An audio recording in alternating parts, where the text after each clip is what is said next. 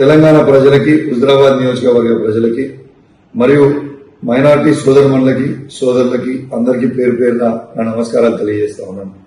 సమ్మక్క జాతర అని మా సొంత గ్రామం వినవంకలో జరుగుతుంది.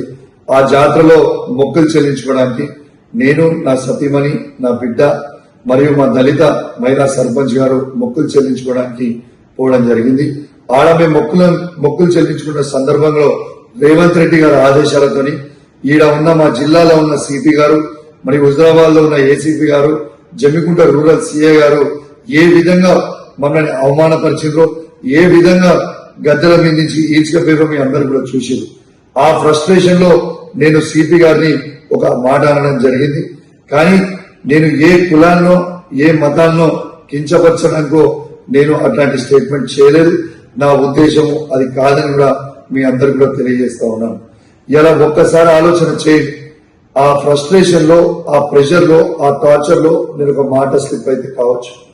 కానీ నేను వాళ్ళందరికీ కూడా దానివల్ల ఎవరికన్నా వాళ్ళ మనోభావాలు దెబ్బతింటే వాళ్ళని నేను పర్సనల్ గా అప్లై చేస్తూ సెలవు తీసుకుంటా ఉన్నాను. జై తెలంగాణ, జై కేసీఆర్.